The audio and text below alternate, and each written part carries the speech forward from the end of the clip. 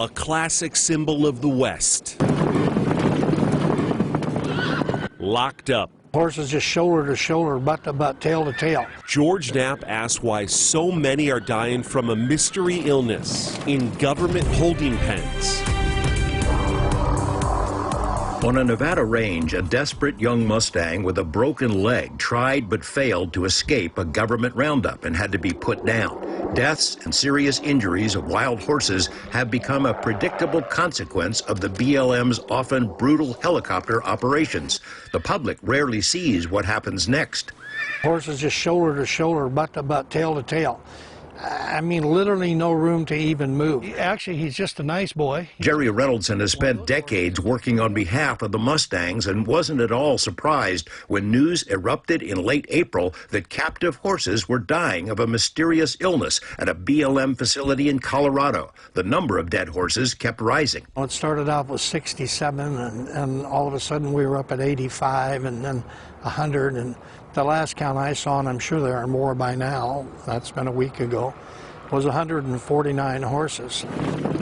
The facility at Canyon City relies in part on prisoners to care for the Mustangs. But even with that help, Reynoldson says, the facility is woefully understaffed and overstuffed, with twice as many horses as it was built to handle, a direct result of BLM's accelerated program of roundups. It just takes one horse to get sick, George.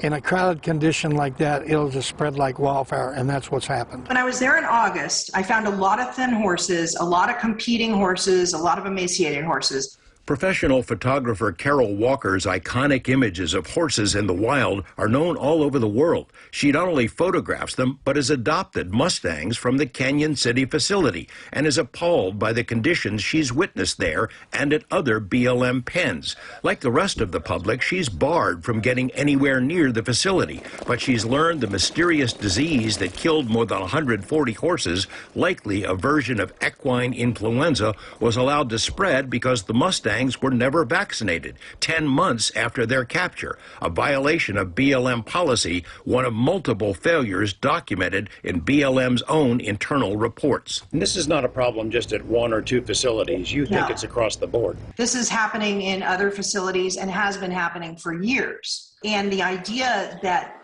the BLM is now going to round up 23,000 more horses this year, where are they going to put them?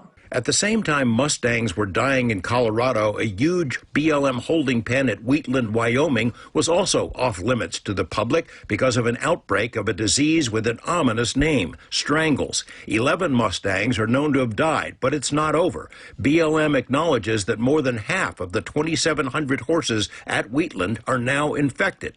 Jerry Reynoldson says the disease is aptly named. Basically strangle themselves. They die for lack of oxygen and circulation and dehydration, and you just can't imagine a more miserable way for an animal to have to die, George.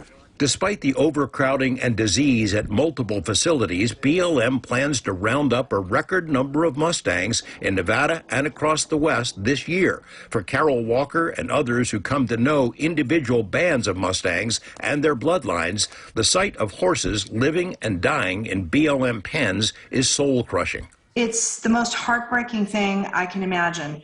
Seeing these horses who had their families in the wild and were healthy and proud and free, and then they're in these filthy holding pens with nothing to live for, really. I mean, they're just standing there and the light has gone out of their eyes. George Knapp, 8 News Now.